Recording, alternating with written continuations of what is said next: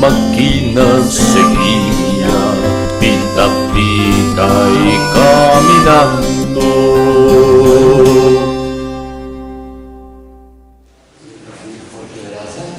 Es la segunda de un ciclo de conferencias y presentaciones de libros que está dedicado a la conmemoración del bicentenario del natalicio de Carlos Marx.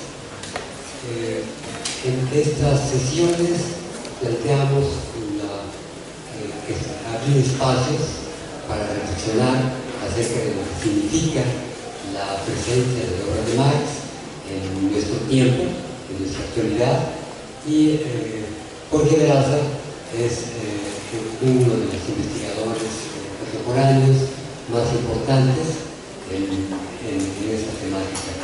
En la primera sesión la dedicamos justamente a presentar un libro que publicamos en una nueva edición, del cual él es autor, y que es una reflexión sobre la obra de Marx, sobre nuestro tiempo y lo que se ha discutido en torno a esta doble relación, o sea, el capitalismo es visto en el capital de Marx y la obra de Marx, cómo ha sido vista en el capitalismo por parte de gente que han vivido y que han intentado reflexionar acerca de los problemas que nos plantean este modo de vida que es el que actualmente nos ocupa, nos invade, nos ataca, nos envuelve, y pues en el que tenemos que desarrollar nuestra actividad, nuestra lucha y nuestra reflexión.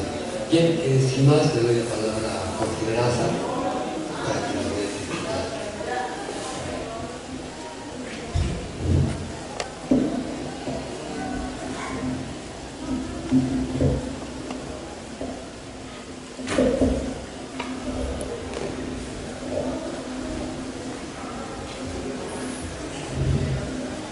Bueno, pues mucho gusto estar con ustedes en esta tarde.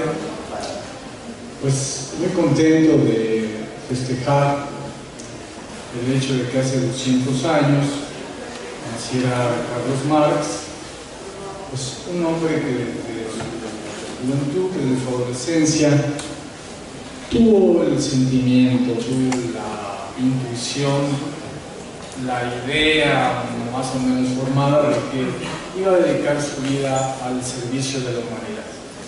Y este sentimiento, ¿no?, esta intuición y luego esta idea la mantuvo durante toda su vida y efectivamente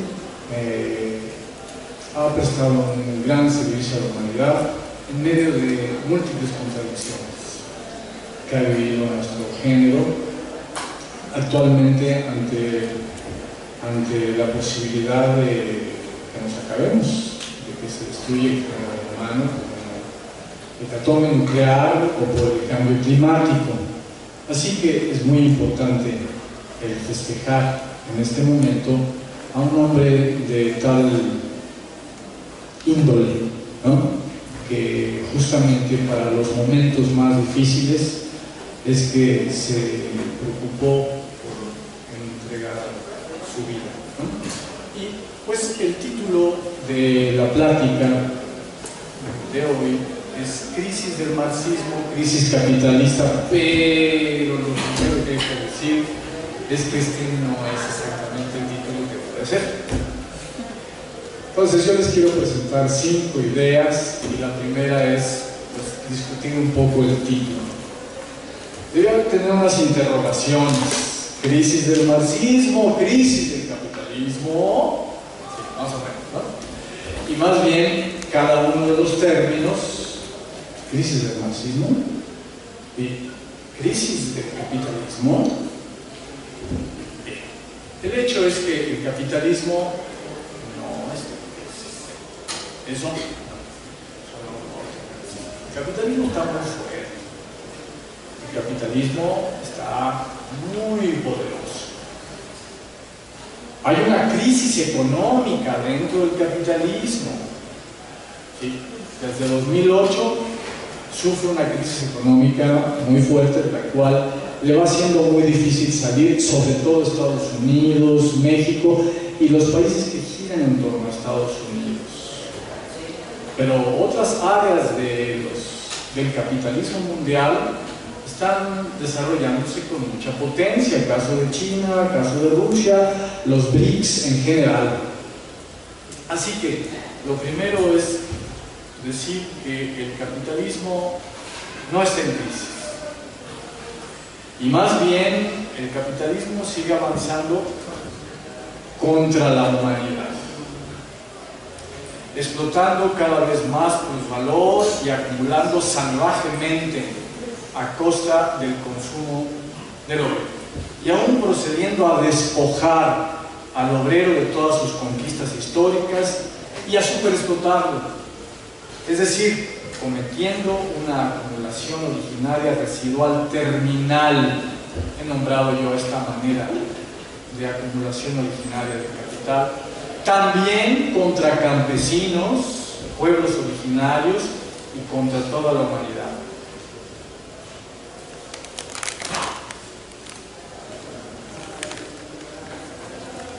Y bueno, si decimos que el capitalismo está en crisis y decimos, bueno, ahora es el momento de hacer la revolución, de retomar el marxismo,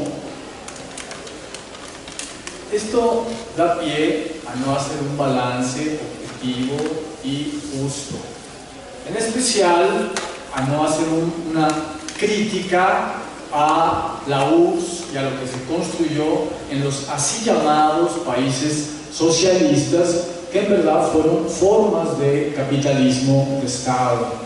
Todo lo que ahí se intentó construir el socialismo, ciertamente, pero fue eso lo que no se logró. Entonces, si simplemente pasamos a decir que después del derrumbe de la URSS, ahora el capitalismo está en crisis, pues se hacen cuentas alegres y con los mismos errores, equivocaciones o falacias acerca del marxismo, se quiere hacer frente a las tareas de resistencia en contra del capitalismo actual, de lucha o de revolucionamiento del mismo. Y justamente se trata de que si queremos que sea eficaz nuestra resistencia en contra del capitalismo, nuestra lucha en contra del mismo y la posible revolución del capitalismo, se requiere reformular el planteamiento teórico y organizativo del proletariado, de la humanidad en su conjunto, y en especial lo que se entiende por marxismo. Así que es muy importante que pongamos en cuestión la idea de crisis del capitalismo. Generalmente, cuando algún miembro de la izquierda quiere hacer valer la idea de que el capitalismo está en crisis, no que hay crisis económica, sino que el capitalismo en tanto sistema está en crisis, que hay una crisis general del capitalismo, es para hacer este truco de no hacer el balance, de la crítica de la URSS y de lo que se intentó construir y no fue construido. En segundo lugar, el título con interrogaciones vale también para el término crisis del marxismo. ¿Qué es eso de crisis del marxismo? Y si realmente está en crisis el marxismo. Sobre todo se trataría de distinguir nítidamente entre el pensamiento de Marx y el marxismo. Son dos cosas distintas. Toda la serie de teorías que desarrollaron los seguidores de Marx es a lo que se le llama marxismo. Y otra cosa muy distinta, claro que muchos de esos marxistas intentaron que hubiera coherencia, consistencia, desarrollo del pensamiento de Marx en su propio pensamiento. Por así que, dicho al hecho, a veces lo lograron y a veces no lo lograron. Entonces hay que distinguir nítidamente entre marxismo y el pensamiento de Marx. Supongamos que hay crisis del marxismo. No significa que haya una crisis de pensamiento de Marx, porque son dos cosas distintas.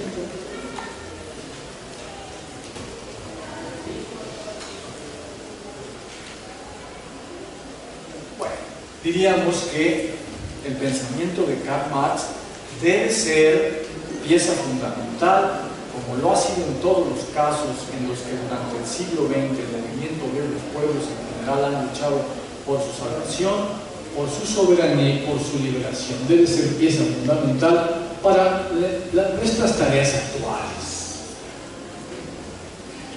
Pero para ello, para hacer que este deber ser se convierta en un ser, esté bien sustentado, pues cabe esforzarnos en demostrar la viabilidad de retomar a Karl Marx a tal efecto, la vigencia y actualidad de su pensamiento, precisamente para una tarea como la que se señalaba, es decir, se trata de deslindar a Karl Marx respecto de la crisis del marxismo, reconociendo el proceso dialéctico en el que el marxismo, que entre tanto está en crisis, pero que va saliendo de ella y ha avanzado en este camino como para que reconozcamos no solo su renacimiento, sino aún que es posible la reconstrucción del marxismo.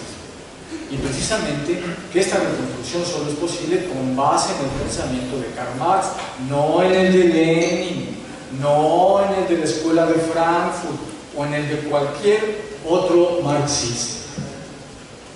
En fin, más allá de postular el reciente programa de demostración que desarrollaré en lo que sigue, veamos en qué ha consistido la crisis del marxismo, grandes rasgos, y por qué el pensamiento de Karl Marx no está en crisis, sino muy al contrario, listo para ser usado por el movimiento obrero y por la humanidad toda en defensa de su vida y para lograr su liberación.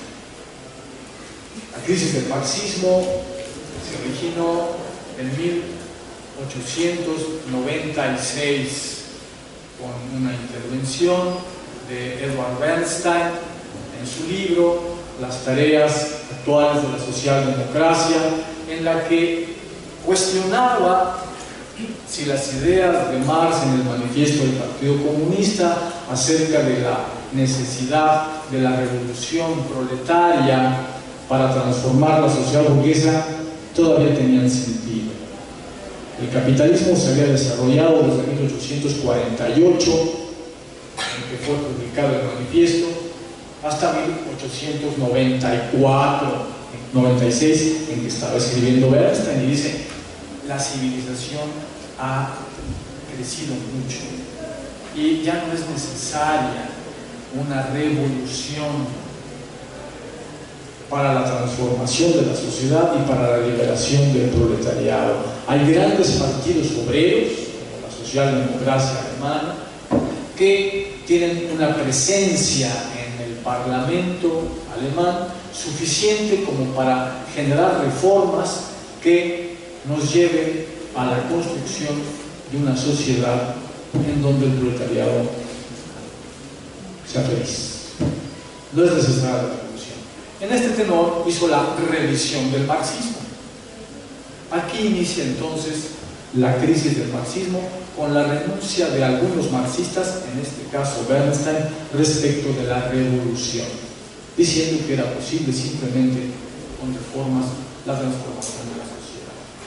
Esta crisis duró hasta 1917, en que casi al final de la Primera Guerra Mundial ocurre la Revolución de Octubre en Rusia, en 17, y destruye al zarismo y luego incluso al gobierno burgués de Alexander Kerensky, y el partido bolchevique logra tomar el poder y, basándose en los consejos obreros, empieza a tratar de construir una nueva sociedad.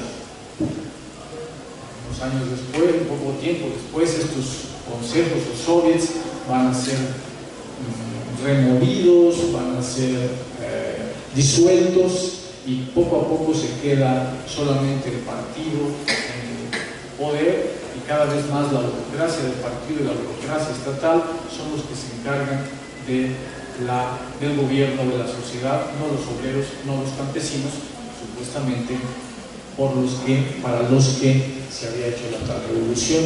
Esto generó una siguiente crisis del marxismo, especialmente o subrayadamente hacia 1936, en que ocurren los procesos de Moscú, en donde Stalin fusila a toda la guardia bolchevique que quedaba.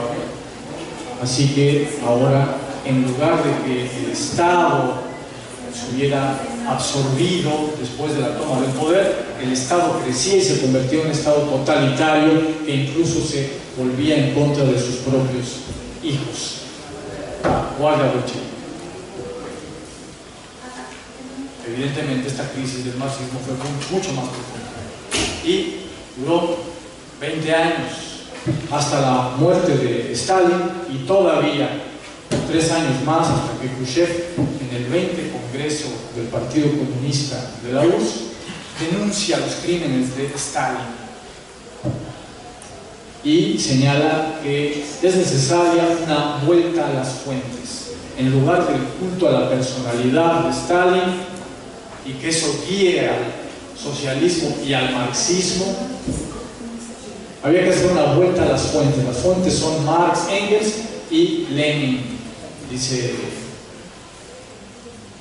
Khrushchev, poniéndolos al mismo nivel.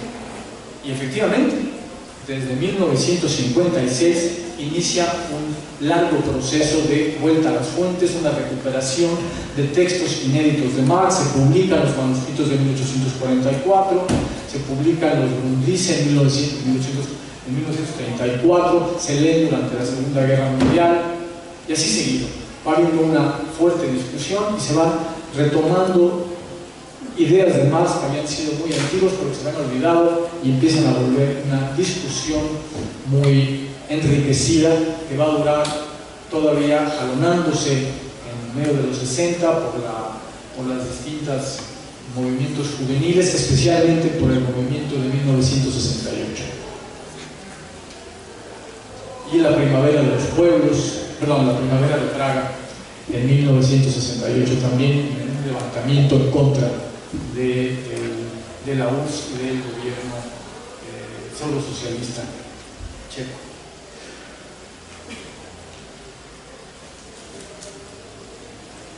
Así que hubo varios eventos sociales, históricos, que posibilitaron que la reflexión teórica sobre el marxismo realmente fuera muy profunda y esencial, un renacimiento esencial del marxismo que duró 18 años, de 1956 a 1974. En este año, los partidos comunistas de Europa se derechizan, hacen una crítica justa a la URSS, pero al mismo tiempo dicen: en las condiciones occidentales, el tema de la dictadura del proletariado, identificando dictadura del proletariado con la dictadura de Stalin, es insostenible. Entonces, no solamente critican a Stalin, sino también renuncian al tema de la dictadura del proletariado y al tema de la revolución social, análogamente como Bernstein hacía más de 50 años lo había hecho. Esta es la crisis, una crisis de tipo bizantino del marxismo entre 1974 y 1989, en que cae el muro de Berlín, y en 1991 se desmembra la URSS y cae todo el bloque socialista. Así es que es crisis bizantina y catástrofe del marxismo. Parece que no se va a levantar este golpe.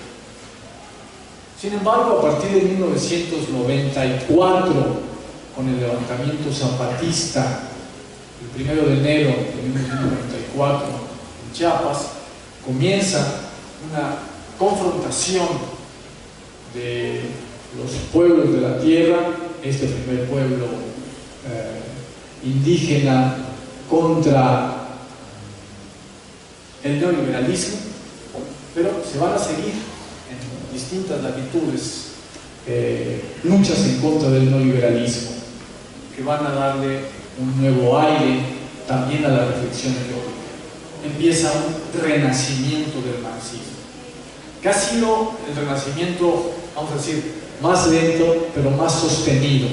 Ya lleva más de 26 años ocurriendo, cada vez desarrollándose más el marxismo, recuperando sus fuentes, recuperando sus ideas, recuperando los planteamientos originales y radicales, bien fundamentados.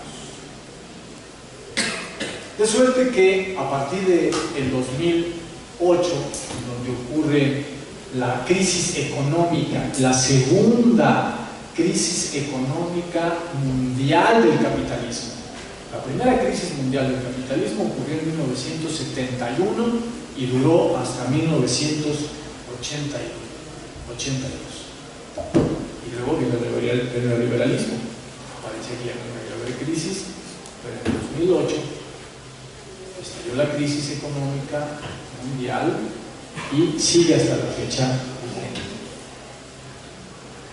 Bien, entre tanto, no solamente se trata del renacimiento del marxismo, un renacimiento esencial y el más duradero, sino incluso de una reconstrucción del marxismo y desarrollo del mismo. En efecto, esta es nuestra segunda gran idea, que les quiero presentar, la conexión entre el desarrollo capitalista y la crisis del marxismo. El desarrollo histórico capitalista sostiene sobre su espinazo y como una especie de pústula va generando y desarrollando la crisis del marxismo. Si conforme el capitalismo se extiende por todo el planeta, desarrollando su economía y su tecnología como base de su desarrollo social, cultural, histórico, necesariamente debe poner en crisis en el curso de este desarrollo al marxismo para mejor protegerse del embate de un proletariado cada vez más numeroso, organizado y consistente. Y así fue como ha ocurrido la historia del desarrollo capitalista. Por eso, desde fines del siglo XIX, todo el XX y lo que va del XXI, vemos que el capitalismo se desarrolla y siempre trae un lacito aquí que es la crisis del marxismo. Claro, porque los pueblos se enfrentan al capitalismo una y otra vez, el proletariado se levanta, las mujeres se cuestionan la manera en que están siendo dominadas o marginadas o mal pagadas, etc. Van levantándose distintos núcleos poblacionales y hay que irlos descerebrando,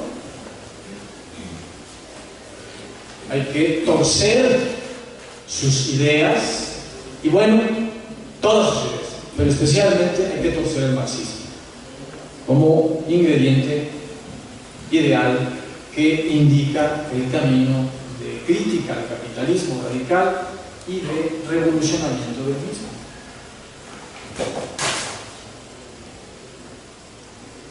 Bien, viendo las cosas, no solo en general, sino de manera un poco más esencial, es decir, lo mismo que acabo de decir, nada más que un poco con mayor profundidad, tenemos que la ley del desarrollo económico, histórico y capitalista es la ley de la tendencia decreciente de la tasa de ganancia, ley según la cual se desarrolló la sociedad burguesa desde que tuviera una medida geopolítica europeo-continental, hasta perfilar su medida actual, su medida geopolítica mundial, y hoy haberla realizado plenamente, es lo que se llama globalización, un capitalismo de medida planetaria. Así que conforme esta medida se cumplía, se fue profundizando la crisis del marxismo, como antes dijimos, y se fue profundizando precisamente al ritmo de esta ley, de la ley de la tendencia decreciente de la tasa de ganancia, hasta mostrarnos las monstruosidades de Stalin y de Mao y la hipertrofia del Estado soviético y chino, y alcanzando a hundirse casi por completo en el curso del derrumbamiento del muro de Berlín y el desmembramiento de la URSS. Y todo ello, paradójicamente, ocurriendo esta crisis del socialismo y esta crisis del marxismo, conforme se cumplía la previsión de Marx, estampada en el manifiesto del Partido Comunista, de que la sociedad burguesa forjaría un mercado mundial. Y concomitantemente también se cumplía aquella otra previsión acerca de la existencia del proletariado en todos los países del orbe y el número creciente y aún de la proletarización de la humanidad.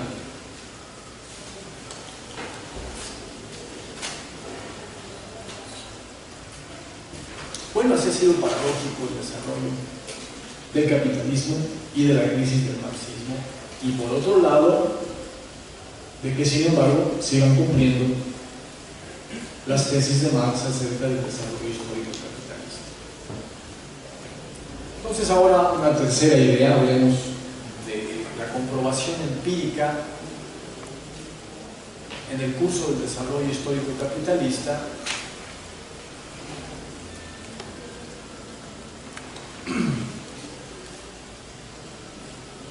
Ahí tenemos que la ley del desarrollo capitalista, la ley de la tendencia creciente de la tasa de ganancia, es también la ley de las crisis de sobreacumulación de capital, que periódicamente estallan en la economía capitalista. Y en dos ocasiones en que se pensaba y se proclamaba que el capitalismo había superado sus crisis y demás, no tenía razón en señalar que eran forzosas las crisis periódicas del sistema. En dos ocasiones ya han reventado sendas crisis económicas mundiales en contra de las previsiones de los ideólogos del capitalismo. La primera vez fue en 1971, cuando reventó la primera crisis económica auténticamente mundial del capitalismo, cuando se decía ante el espectáculo del crecimiento económico formidable de Estados Unidos, luego de que asumiera las riendas de la hegemonía mundial al término de la Segunda Guerra Mundial capitalista, que el capitalismo era una sociedad de prosperidad sin crisis. Pero esta reventó en 1971 y duraría hasta 1982, dando al traste con la política económica keynesiana y reponiendo en su lugar una flamante política económica neoliberal que de ahí en adelante regiría por más de 35 años a la fecha. De por medio, la ya aludida debacle del mal llamado bloque socialista, o peor aún del socialismo realmente existente, cuando lo que realmente existió fueron diversas versiones de capitalismo de Estado en los diversos países que conformaron dicho bloque. Y de por medio también la profundización de la crisis del marxismo en medio de la desbandada de los marxistas y la renuncia al marxismo ante el espectáculo del hundimiento de la URSS y de todo el bloque, pues ese hundimiento tenía la apariencia, solo la apariencia equívoca, de que se hundía en ese hundimiento el socialismo, y siendo sus regímenes presuntamente marxistas, se hundía el marxismo. Así que también históricamente ocurrió la destrucción de una ecuación falaz. Marx igual URSS, Marx no igual URSS, y esta distinción ocurrió también como demostración histórica. Sin embargo, en el recrudecimiento del desarrollo neoliberal, con su acumulación salvaje de capital, sus privatizaciones y sus múltiples despojos que no podemos sino conceptualizar, les decía, como acumulación originaria, residual y terminal, recuperando un concepto de Marx y poniéndolo a la altura de los tiempos actuales, cayó sobre el proletariado y sobre los pueblos de la tierra como un diluvio, una tormenta de fuego y mierda, porque a la par toda la civilización material del capitalismo se fue degradando, ensuciando ríos, mares, aire, tierra, contaminando la biosfera y los cuerpos de todos los habitantes del planeta. Así que no pudo suceder sino que en diversos puntos del orbe, diversos pueblos y naciones se levantaran contra el neoliberalismo y contra el capitalismo en general, de suerte que a partir de 1994, ya les decía, con el levantamiento zapatista contra el neoliberalismo, inició un tímido renacimiento del marxismo, que ha venido avanzando paso a paso al contragolpe de la crisis del mismo, que monta sobre el espinazo del desarrollo avasallador y planetario del capitalismo. Por eso, ante la rebelión de los pueblos, George Bush hijo contestó en 2001 con la guerra contra el terrorismo. Era la guerra contra los pueblos, invadiendo Afganistán y luego en 2003 Irak, en una reedición acrecida de la guerra preventiva nazi formulada por Goebbels. Pero como dije antes, reventó una segunda crisis económica mundial en septiembre de 2007, que dura hasta la fecha. Y reventó también cuando el neoliberalismo, después de hegemonizar el mundo por casi 25 años, gritaba triunfal que jamás volvería a haber crisis económicas. Y detrás de ese grito todavía se alcanzaban a escuchar los acordes de que en 1991, ante el derrumbe del bloque socialista, profirieran en coro los ideólogos de la burguesía, acompañando el descollante grito mayor de barítono que profiriera Francis Fukuyama, intelectual a sueldo del Departamento de Estado norteamericano. Ese grito que decía que la sociedad burguesa era la culminación de la historia, el fin de la historia, dijo Fukuyama. Su coronamiento y perfección de democracia plena y dignidad humana. Bueno, ahora vamos a una cuarta idea. Vamos a observar la distinción entre Marx y marxismo y entre Marx y crisis del marxismo, precisamente aludiendo a la prueba empírica de su vigencia.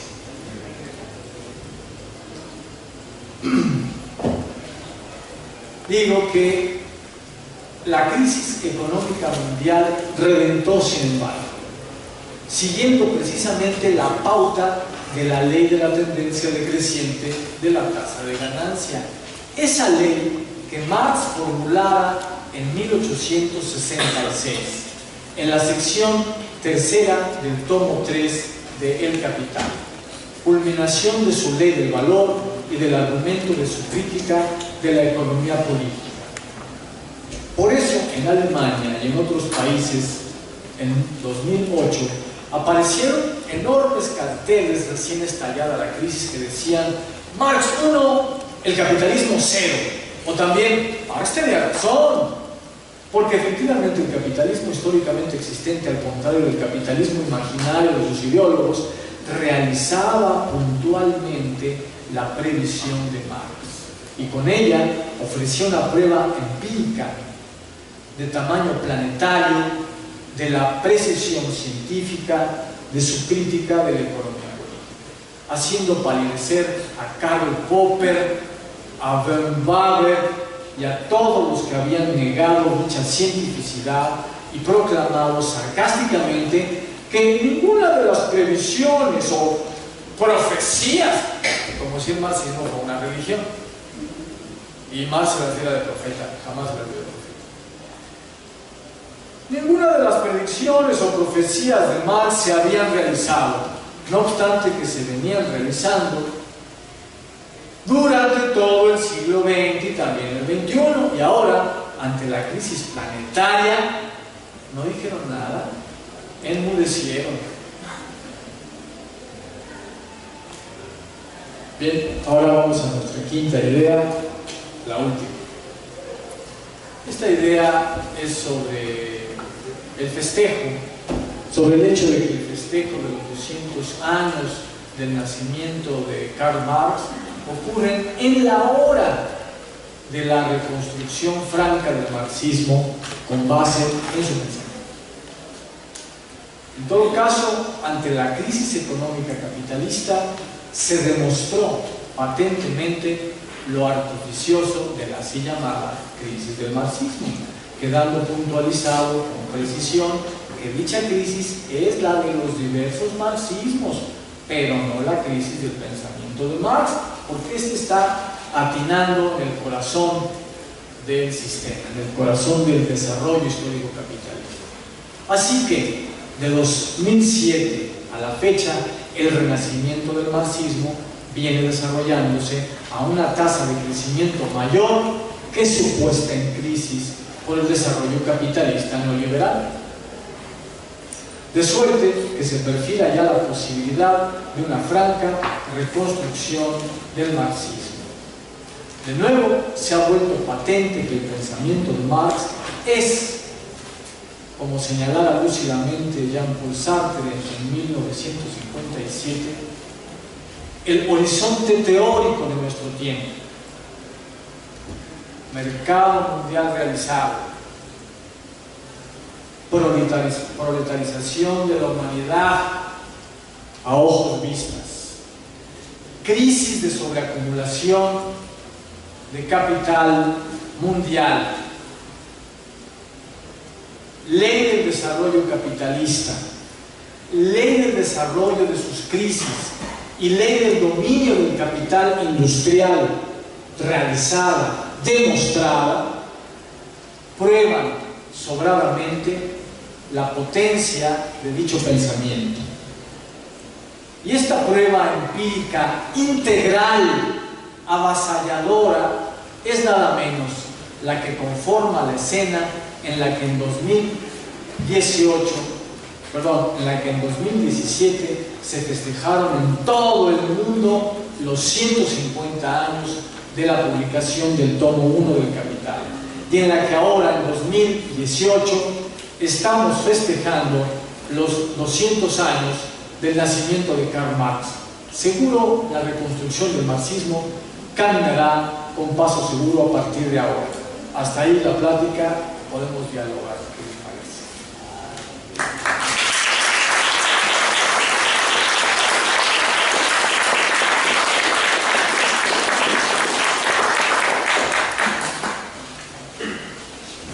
Bien, por si quieren tomar la palabra, un comentario, una pregunta. Una pregunta. ¿Cuba considera que es socialista marxista? Se considera, bueno, también la U se consideraba, ¿no? Lo importante de Cuba es que ha habido una revolución social y que el pueblo ha recuperado la soberanía de su país en contra del imperialismo norteamericano, y él ha mantenido en contra de los intentos de Estados Unidos por hundirla. Por hundir no el socialismo, por hundir el hecho de que un país sea soberano, defienda su pueblo, su nación, su territorio, su capacidad de decidir su destino. Esto es, yo creo, lo importante del tema de Cuba. Para toda América Latina siempre ha dado ejemplo y siempre ha apoyado a todas las luchas antiimperialistas y anticapitalistas. Sí. Maestro Veraza, en la semana salió un artículo que habla sobre esa lucha eterna de la cuestión piramidal y las redes. No lo entiendo yo. Que hay una tendencia actual, y siempre está la cuestión piramidal y en contra de las redes. Y presentaron esta semana también una microcriminería que habla sobre una dirección de cooperación horizontal o de un multiasociacismo colaborado.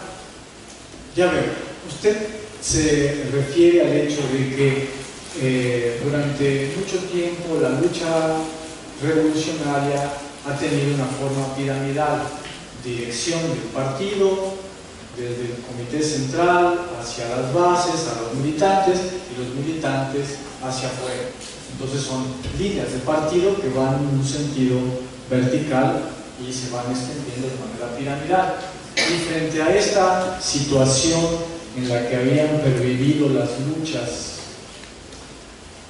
sociales, tenemos que, con la internet, con los medios electrónicos de comunicación, se podrían dar luchas de tipo horizontal. ¿Es esto a lo que se refiere usted? Entonces más o menos, porque no le entendía, pero ya me estoy ubicando en esta nueva manera de luchar.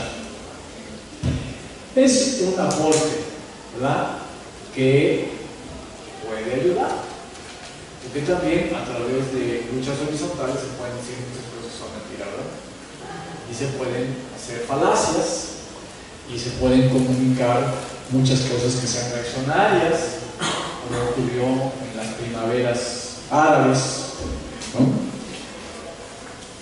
Entonces es un arma de dos filos. No es una horizontalidad siempre a favor de la libertad de los pueblos, sino de acuerdo a la ideología que esté prevaleciendo, al sentido común del momento, y este puede ser manipulado a la derecha o a la izquierda. No obstante, de fondo, sí hay la posibilidad de una participación del pueblo, de una participación ciudadana en todo el evento revolucionario, nada más en recibir órdenes, en recibir línea, sino inmediatamente en contestar, en proponer. Esto es lo que hay de nuevo.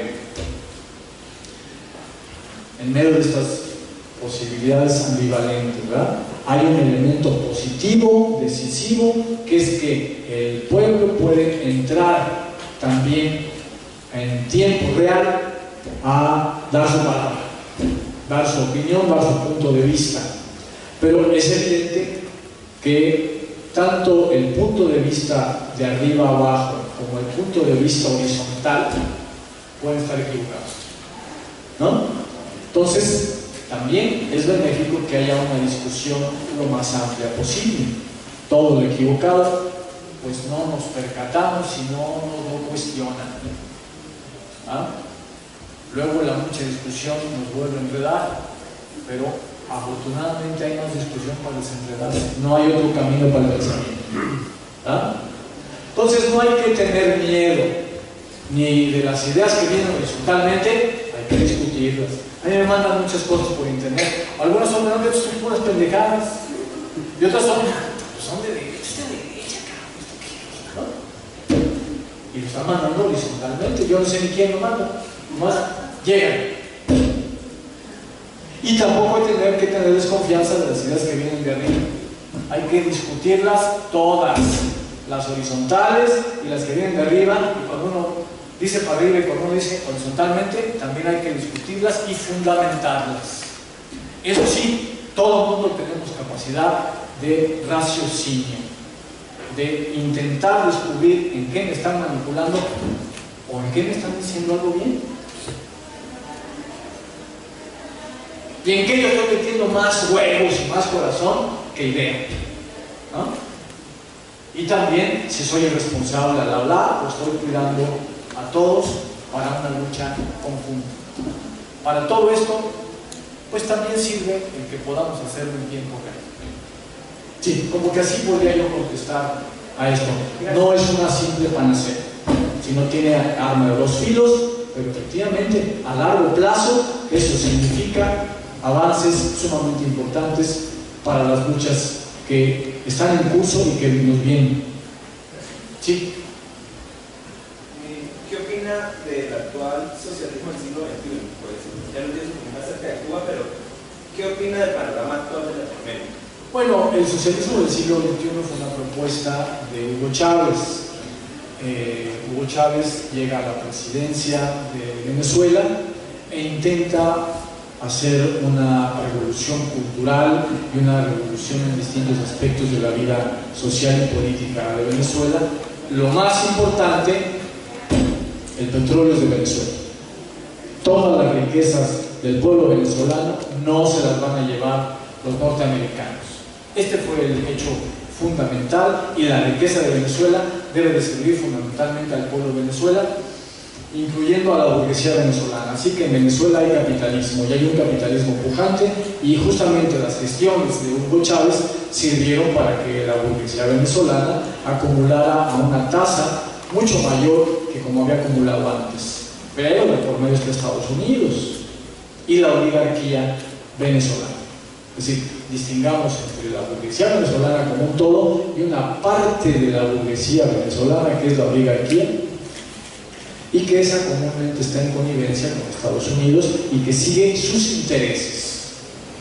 Bueno, bajo estas condiciones de un nuevo tipo de capitalismo, un gobierno progresista, pero no socialista, Hugo Chávez intentó radicalizar los beneficios hacia el pueblo, construyendo distintos enclaves a los que llamó de socialismo del siglo XXI, pensando que esos distintos enclaves podrían ir creciendo hasta convertir poco a poco a Venezuela en un país socialista, que lograría un socialismo sin revolución, sino mediante, por ejemplo, aquí como hay con azúcar, ¿no? Y son tiendas de beneficio popular a precios bajos. Estas tiendas de beneficio a precios bajos para el pueblo se generalizaron también en Venezuela. O grandes zonas de grandes colonias se convirtieron en comunas. 3.000, 5.000 personas de una colonia o dos colonias juntas hacían asamblea democrática y decidían cómo iban a gestionar la luz, el agua, el alumbrado, etcétera, etcétera, ¿no? Y cómo iban a recibir fondos gubernamentales, iban a dividirlos para la población, incluso iban a dar fuentes de trabajo a las personas, iban a hacer cooperativas de consumo para que hubiera mejor alimentación, mejores productos en todas estas colonias populares. Estas comunas, se decía, son enclaves de una visión de socialismo del siglo XXI. Todo el país es capitalista, pero en ciertas colonias hay esta posibilidad de desarrollo popular. Todo el país es capitalista, pero también se da fomento a los indígenas, y fomento a las colonias, y fomento a los sindicatos, etcétera, etcétera. Esta serie de medidas formarían parte del socialismo del siglo XXI, no porque haya socialismo en el país, sino porque son medidas favorables al pueblo y que tienen un aliento socialista y que de desarrollarse, era la sugerencia de Chávez, podría construirse todo el socialismo de aquí.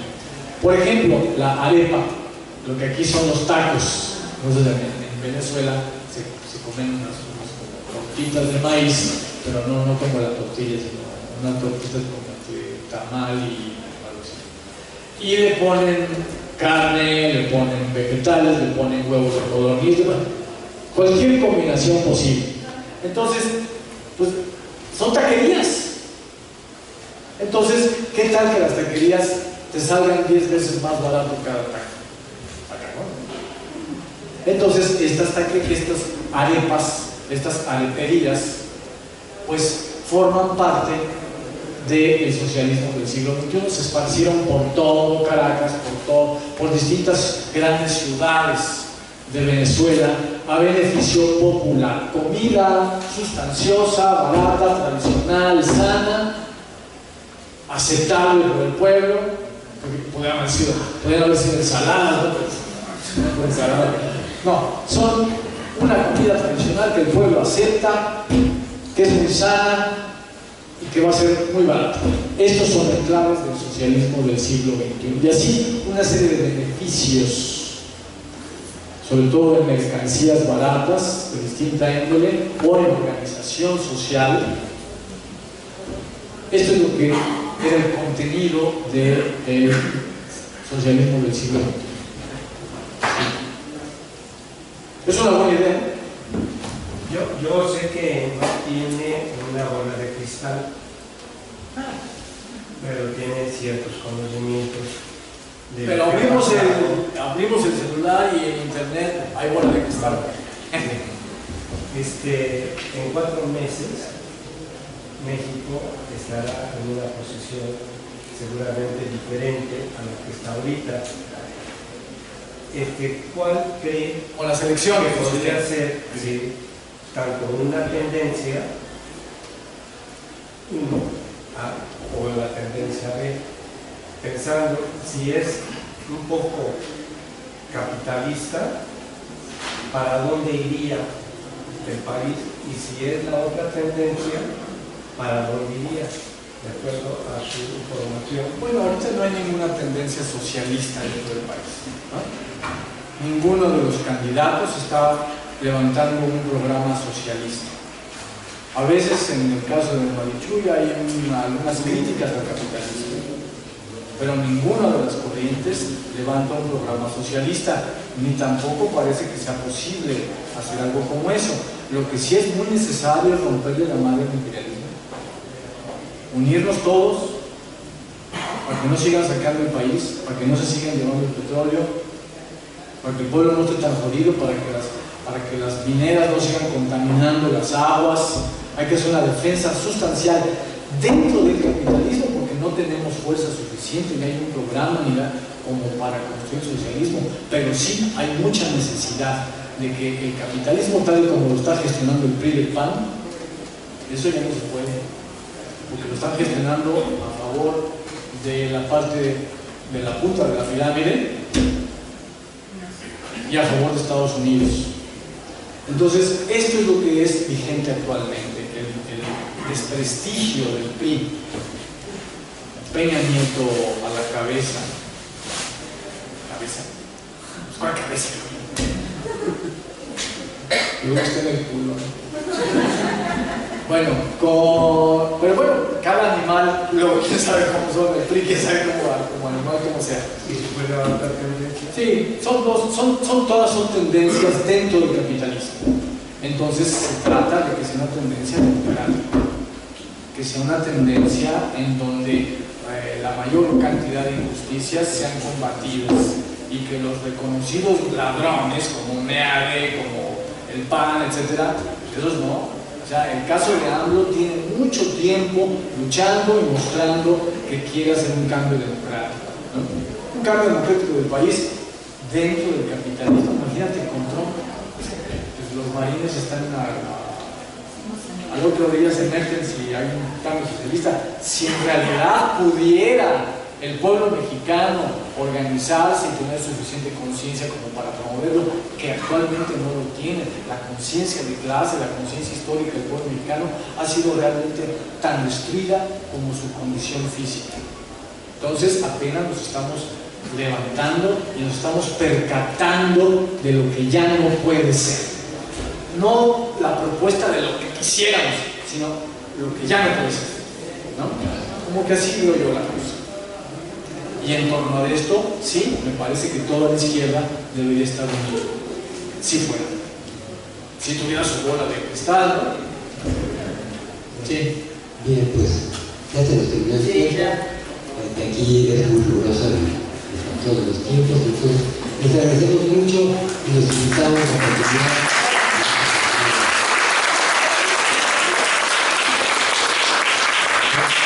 Los libros de Jorge Laza con un cuento especial para el día de hoy. El próximo martes a las 3 de la tarde tenemos la siguiente sesión dentro de este ciclo que va a ser una presentación de un libro de Bolívar Echeverría, El discurso típico de Marx, que es maestro de Jorge Laza y de nosotros organizadores de este evento, y es un libro muy importante para conocer el marxismo. Y el domingo continuamos con una plática de Andrés Barrera sobre la crítica de Marx, a la tecnología y a la ciencia del capitalismo, el próximo domingo a las 7 de la tarde. Muchas gracias. Jorge nos va a dar otra plática, pero dentro de otro ciclo, sobre la revolución del siglo XX, el próximo sábado.